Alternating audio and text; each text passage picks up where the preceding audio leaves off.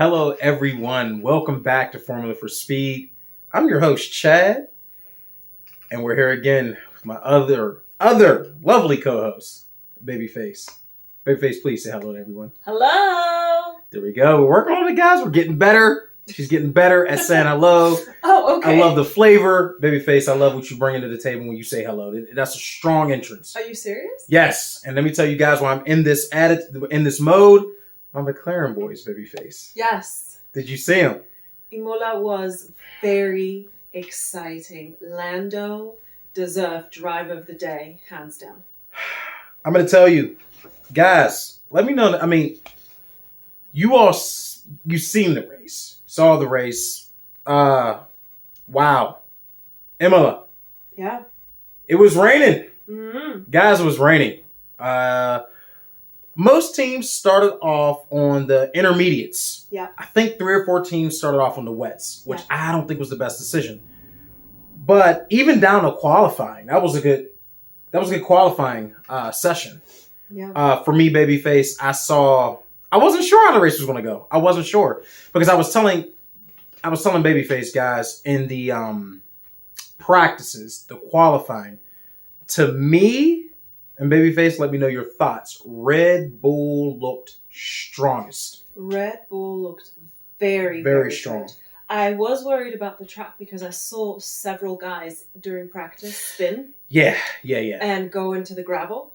And by the time we figured out that there was also going to be rain at the beginning of the race, I started to get a bit worried that it might be a Hockenheim 2019 repeat. Yeah. Because Imola, in my opinion, is already a challenging track, and so to add to that an extra factor of wet, plus you have a bunch of new guys on the track in Formula One cars, I was worried, and sure enough, I mean, it proved exactly what one would expect out of a challenging track with some rain. There were several incidents, but it was a very exciting race. Several guys, for me, watching, looking at all of the practices and the qualifying sessions, I'm sure every one of you did. For me, I just had Red Bull taking 1 and 2. Well, first of all, how did you feel about Sergio Perez out-qualifying Max That's why starting P2? First of all, let me explain how I felt about that, because I felt my boy Lando should have been, because of track limits, they took the time away, and that's okay. He would have started P3. I thought he would start at P2. I thought he would have, because I thought he had Max beat, and then when he lost the time, Max got to P2. Yeah, because he would have been P2, I believe, before he got his time deleted. He was P2, Max was P3, but when they removed the time, Max moved up to P2. Mm. Yeah. Either way, he qualified very well. Yeah, I think he started, let me see. He started 7th. Yes. And Danny Rick, I believe, started 8th. No. Danny Rick started 6th. Yes, that's right. Pierre Gasly started 5th. Pierre AlphaTauri has pace. Honda's giving him. Pierre was doing very, very well. That is really the best team for him. He's doing very well. But what are your thoughts on Charles Leclerc? I was going to save this, guys. I'm going to save my thoughts on this newfound pace out of nowhere for let's talk about it. Okay. Because tell me then. If you're going to save it for let's talk about it, tell me how you feel about Fernando Alonso starting 15th. They're still trying to figure out that car. He is, especially. Because I know he's one of the best drivers in F1 history. But he's still been away from the sport. And that car, Ocon drove last year. And so I think he's still figuring. Look at all the guys that are new to a team outside of Perez. Vettel has had hardly no time in the car. Guys, and you know this. Let me know in the comments your thoughts. All the guys that are new to a team for their first year this year. Vettel, both the rookies on Haas, right? Perez is doing well. You know what I mean? Mm-hmm. Alonso, another first year to the team. Danny Rick, he's doing decent. But he doesn't have the pace Lando has. Yeah. But you have to give guys at least, I say, first 5 or 6 races to get used to the cars, the equipment, their engineers. You have to get used to your engineers. They have to learn what you like. You have to learn with how they communicate. Yeah. It's a lot that goes into that. So I think you're going to see some struggles for these guys that are new to teams their first year. Yeah. So for me, it was interesting because I watched Lance Stroll do very decent. Yeah. But he's been driving the car. So I'm not surprised that the guy's new to the team. Perez is doing him. It's a very strong car. So he's able to get in there and compete. But as far as the race, babyface, Lando drove phenomenal. Yes, he did. And I will say for me, I was so happy to see McLaren back up there. I remember before the start of the season, I said, I think McLaren's going to have. Yeah, you did. Because they're back with Mercedes. Yeah. And, that's the last time they won chip. Yeah. Mercedes. They were back with Mercedes. So I think that's a perfect match for them. I was through the roof when I saw him cross the line third. I was through the roof. And Danny Rick was, he was sixth. I will say the second driver of the day for me was Lewis. My goodness, that he can drive. Because he had the first incident. And what I like about experienced drivers, guys, if you don't notice, if they have an incident, if you notice the better drivers never blame the guy. Well, a lot of times they don't. They'll say, hey, he pushed me wide. And that's universal for saying, all right, I ran out of track. I probably shouldn't have. Yeah. But he pushed me wide. Damage to the front wing. I thought his race was done, honestly. Because I said, if he has to change that front wing, I don't know what he's going to do. But he found pace. So after the first couple of laps, after about 5 or 6 laps, maybe a little more, tires got warmed up. Guys, you've seen it. He found pace. Then it was going okay. Then all of a sudden, as you can hear, my McLaren ringtone for the old F1 car. If you remember, they had an incident, and it was a red flag. Mm-hmm. That was due to the crash. Yes, it was the Bottas and Russell crash. Speaking of Bottas, before we continue on with what happened after the red flag, he, to me, was struggling with that car the whole weekend. Guys, let me know in the comments what you think. He was struggling with that car the whole weekend. Mm-hmm. For me, it was one of those things. I don't know. You guys let me know what you thought about that. Because I know every driver has tracks where they don't do necessarily well. But he was struggling. I felt like Bottas was struggling. And at that point, I really didn't know where he was going to finish. Because even through qualifying, I was like, there's Saturday, which a lot of critics like to bring up about Max. There's Saturday, but then there's the race day. And they brought up the stats, of course, qualifying. Max has not had the best pass at Imola or in Italy, period. So I wasn't sure how Bottas was going to do. I wasn't confident that either Mercedes were going to finish in the top two. Top 2 slots. I wasn't confident. So for me, I was just like, oh man, I don't know. I didn't know. But up to that point, the red flag point, he was not doing well. No, he wasn't. He was running at one point 8th or 9th behind Lance Stroll. And I remember Toto got on the radio, guys, and was kind of egging them on like, come on, Valtteri, you can do it. You got to go. He was struggling up to that point. Yeah. I don't know. And I know he made a statement that he wasn't confident in the rear of the car. Yeah. So I think that plagued him in the race. But up to that point when he collided with, of course, George Russell, who was also, I felt, running very solid. Yeah. And they qualified well. They did a lot better than, so I could see the progression with them. I was disappointed to see them crash, babyface. Because though it didn't mean, to me, it didn't probably mean much to Mercedes. But for Williams, just that one point would have given them a boost through the roof for confidence purposes. You know what I mean? Well, how did you feel about it, babyface, the incident? Who did you blame at first, guys? Let us know in the comments. Whose fault was it? I say 50-50. Who do you say? It was George's. George's? He Fair enough. Could you say 50-50? Sure, I can see that. But when I first saw it, I thought, oh, George got a bit aggressive. Because he probably is getting really excited that he's having a tussle with a Mercedes. Yeah. And I felt justified today when I saw that George Russell issued a statement saying, "Hey, it was my mistake. I'm sorry. I got really excited. You know, I would have really liked to have those extra points." But thankfully, both of them are safe because at the end of the day, that's what it matters. Yeah. Is that the both are doing well. But I initially thought it was George's fault. I'm going to be honest with you. When I saw it, to be completely honest, to me, it could have went either way. I said, Bottas could have made a little move. When I see incidents like that, when it's wet outside and the cars aren't the most stable, it's just not the prime conditions. You know what I mean? Mm-hmm. I felt 50-50, but I did know one thing. I didn't think too much into that incident because I said they're both total wolf guys. This will be straightened out in a day. This is not going to drag out. Yeah. They'll get it straightened out. So after the red flag, Lewis actually, right before that crash, incidentally, right before that, he went off the track and got some damage because he was going to lap Russell and made a mistake. It was wet. Yeah. He went off. So after he went off like that, I said, "Oh, there goes his race. He's done." I honestly, guys, I did not think in those conditions with the way that Mercedes, I know they bluff a lot. Yeah. But I just thought, I was like, my boys look very strong.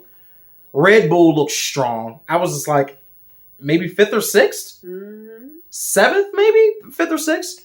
But the thing that upset me, before I get to the how he did, the thing that upset me, and it kind of disturbed me, was, where is Ferrari?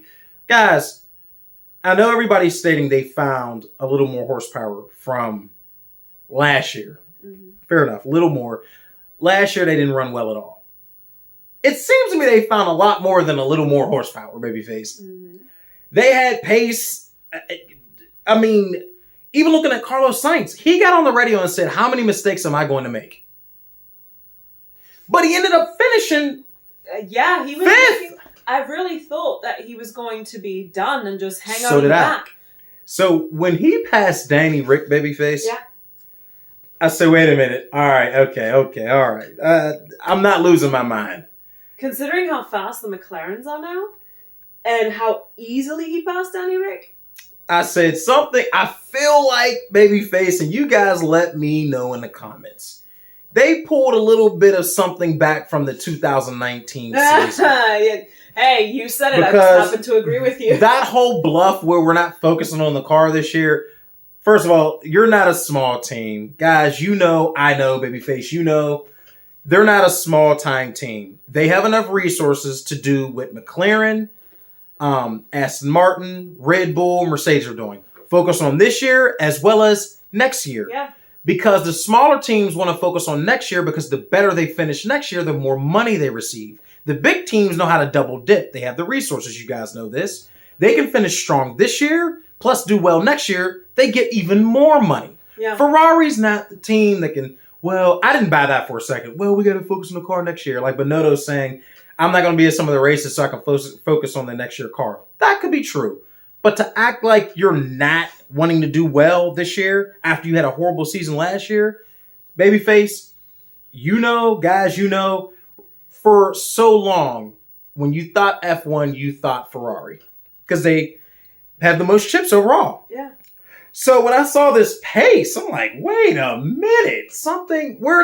Where is this coming from?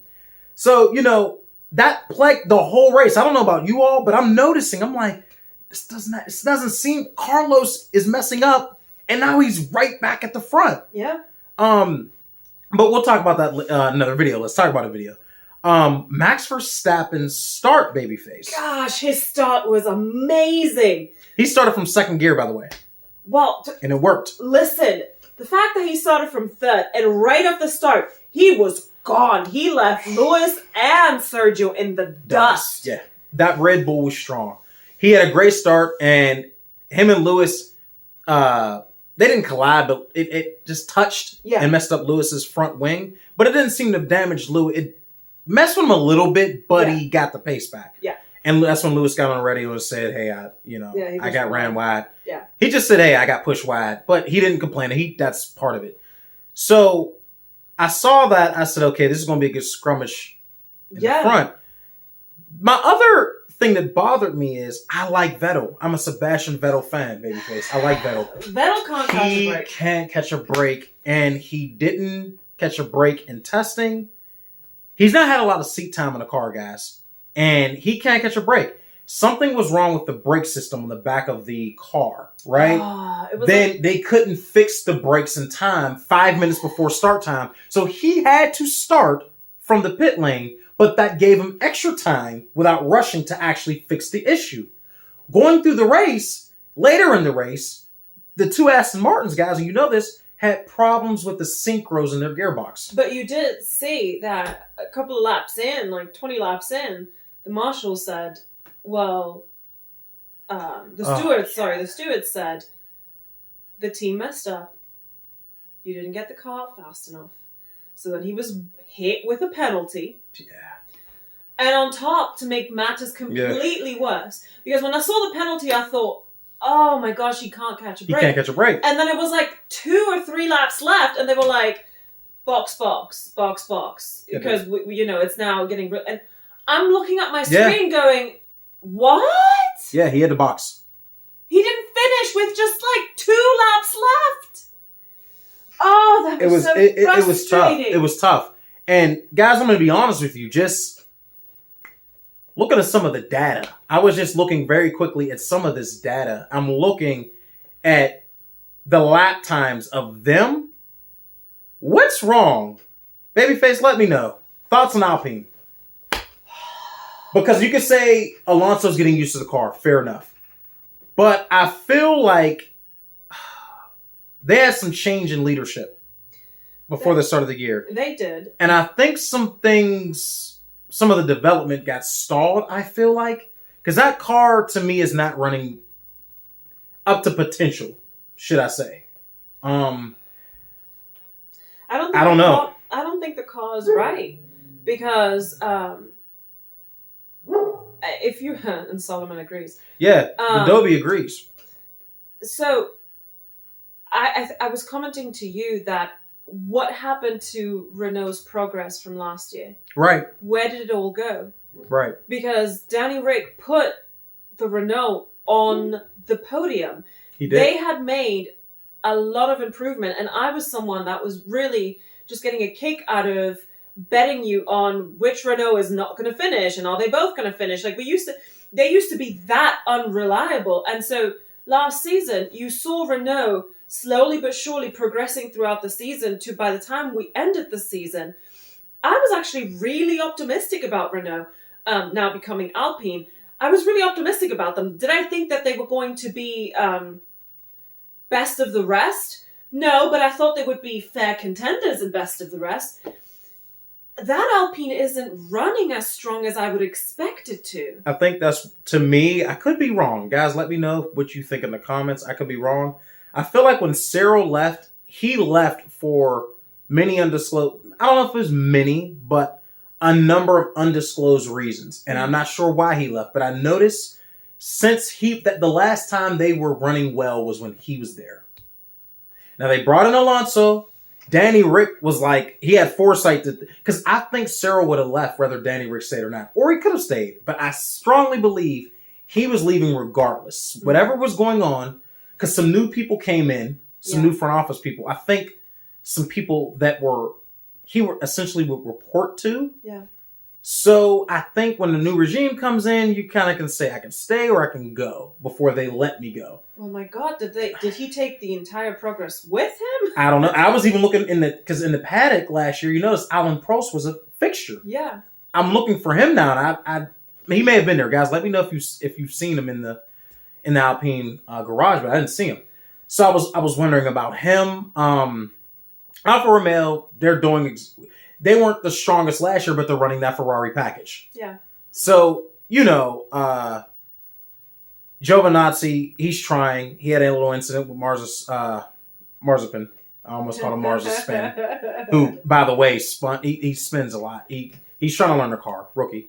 But I noticed with him, he's trying. Kimi is trying. The Haas's are doing what I thought. So those are the smaller teams will probably said, we'll focus on the car next year. Yeah.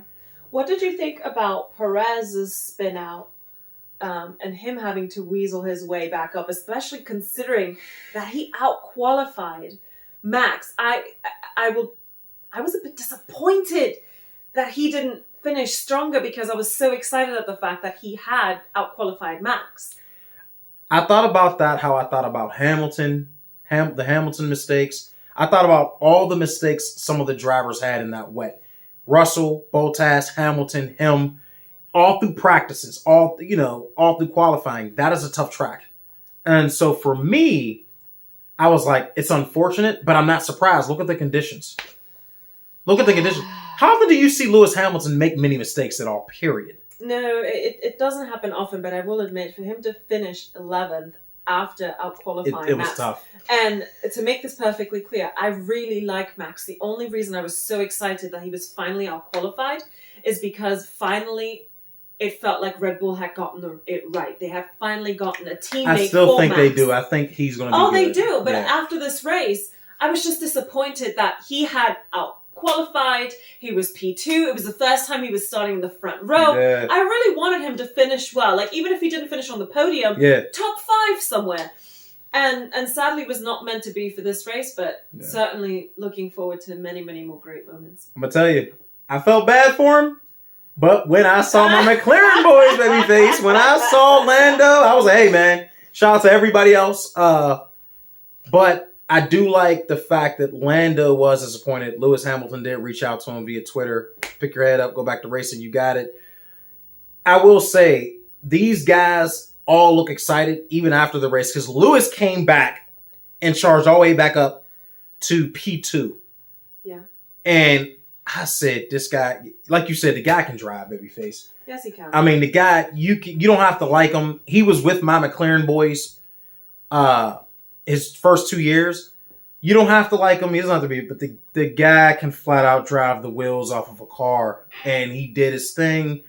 To me, he was a second for driver of the day. Yeah. And I was just, again, I wanted to be happy for them, but I couldn't take my eyes off of the 2 Ferraris. Gotta let it go. I'm gonna let it go. You know who I was very impressed by also? Yuki. Yuki did his thing. Pierre Gasly drove well, I think. Yes, he did. Yuki did his thing. But Yuki's another rookie. He's getting used to the car, but he's going to be good, guys. I think Yuki's going to be good. I think Mick. I like Mick, too. Mick is a very, very soft-spoken kid. And I don't mean by, like, he's just a pushover. What I mean is he's soft-spoken kid, good kid. You can tell he has good manners. It's a good kid. I think he's going to be good, too. With talent. He has talent, which I'm very, very... in a hard car to drive. Yes, is not easy which to drive. is fantastic. Many, many great things to come from him, definitely. But this season should be very exciting because if you recall last season, we had a bit of a gap with the Red Bulls where Max was running out front and his teammates couldn't quite run up with him. We also had a gap in the Ferraris. And now the Ferraris are running, with Charles Leclerc finishing 4th. It's getting Carlos under my Sainz skin. Where is this coming from? They are running closely together.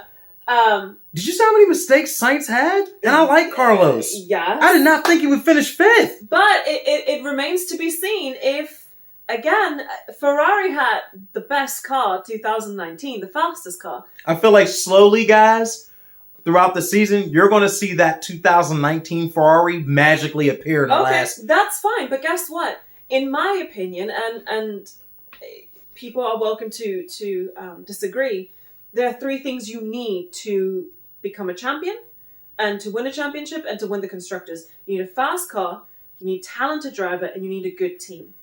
If those 3 aren't working cohesively together, it's going to be difficult. At the bare minimum, you need 2 of those things. Because if, let's say you have a fast car and a great driver, but your team butchers strategy and pit stops, you're not going to make it. And, you can combine it and so on and so forth. So what I expect now is, yes, Ferrari is all of a sudden going to have all this speed that's going to be very reminiscent of 2019. And because the records are sealed, none of us will ever be able to verify. Are you doing the same thing from 2019? Right. Are you doing a variant of that? We wouldn't know because the records are sealed.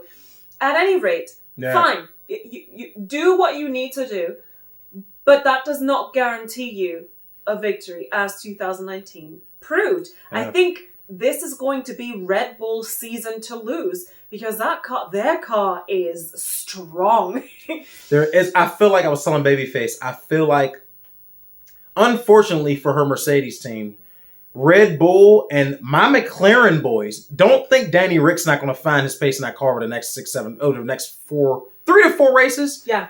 I think you're going to see a lot of Mercedes finishing podium. Yeah. The other driver not on the podium. Yeah. And I believe that because I think Lewis is you're watching top form Lewis. I think him and Bono have that car, and he's comfortable with a difficult car anyway. He can do it. Yeah. But for some reason, I think Bottas is going to try.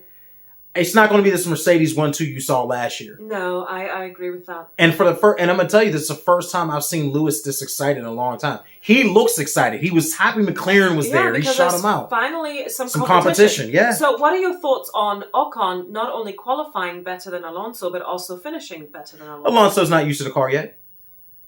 He's not used to the car. He just has to get... Do you expect Alonso to start outperforming Ocon? Ocon's a strong driver. He's another young driver I've always liked. He came from nothing, guys. He didn't have money coming to the sport. He had to earn his way. So, no, I don't. I think they're going to be neck and neck, right? I think they're going to be right there with each other. Because if you look at Alonso's last teammate or two, he was always with guys that couldn't... I think Ocon's right there with him at this point in his career. I think. I think that. And... So after the first 2 races and what you've seen, where do you expect Vettel to finish? Man, I don't know. Is that going to be a let's talk about it video? Do we need a whole... We need to talk about it, and this begrudgingly. I'm going to talk about it. Guys, I just feel like Vettel can't catch a break. No, he can't. First of all, Aston Martin, they have a whole new design of the car, right? If they can figure the car out, they had brake issues, synchro issues. If they can figure the car out, because Lance Stroll placed 8th. If Vettel can get that car figured out, I guarantee within the next 2-3 races, you'll start seeing the full Vettel form. But even if he doesn't, guys, I like him. My McLaren boys, babyface. We're 3rd in the constructors. Yes. We're 3rd. Hamilton's still leading the chip because he got the fastest lap. That was an exciting race. Admit it, babyface. It was. It really was. You guys had to like that race. That was an exciting race. But my boys are running 3rd. I'm happy about it. Guys, let's know in the comments. Who's your team? How did you feel about the race? Who did you want to see win? I was rooting for Lawn Shark. I like my McLaren boys. You know that. Of course, I want them to win every race if they can. I love my McLaren boys. I do. But to see these guys, all these drivers running like they're running, and to see how excited they are, especially the top guys, I love it. I think Perez is going to be the one that starts. He's going to have a strong. I hope so. Yep, he is. And babyface, how do you feel? How do you feel about the race? How did you feel about your Mercedes boys? Do you think Bottas is struggling with that car more than when he's leading on? Do you think he gets it together? I think he's struggling with the car. I think it's very obvious that he's struggling with the car. I'm not confident that he will get the car under control to perform like he did last season. Frankly, I think after this season, as much as it pains me because I really like Bottas, I think Bottas is going to be done after this season. But I was actually really rooting for Perez. Yeah, I think a lot of people were. I saw him at the front, and I really wanted him to do well. I was really excited for you McLaren boys. Yeah, did you see him, babyface? Yes. So those were really, that's where my eyes were. I figured Max was going to do his thing at the front. It was his race to lose, and he won it. I think it's going to be a problem for the rest of the season. I would really, really be excited if Perez wins or does pole, with Max. I think it's coming more. That would be. More of I will be. They have the so strongest car in the grid to me. Yes. And guess who else is sneaky? Is very sneaky but strong. Mm. But I think people are still sleeping. My McLaren boys. Yeah, I agree. They got the pace. They have the pace. I agree. So guys, let us know in the comments. What did you think about the race? Who's your teams? What drivers do you want to see perform? Who's the wild card this season? Yeah. Who surprised everyone? I want Vettel to be the wild card. I do. I want him to. I'm not sure he's going to be. I also want. This is going to sound crazy. Danny Rick is another one that he's getting used to the car. Mm-hmm. Watch him come on stronger later on. Yeah. I think George Russell's going to have a very strong season. So I think for me, those are wild cards. So guys, again, we appreciate you for tuning in. Babyface, any final thoughts? What do you got to say? What you think? I'm excited for the next one. Hey, guys. Please join us next time on our Let's Talk About It video. We got to talk about Ferrari. Apparently they ate their Wheaties. They've been drinking protein shakes. Something's going on. I don't know what it is. They're taking creatine, something. So, guys, let us know what you thought about the race. Next time we will do All-Star Pick video like we've been. Not a big video, but you pick your driver, car, you know. So, again, guys, we appreciate you for tuning in. As always, this is Formula for Speed. See you on the next Let's Talk About It video, and also after that, the next Grand Prix.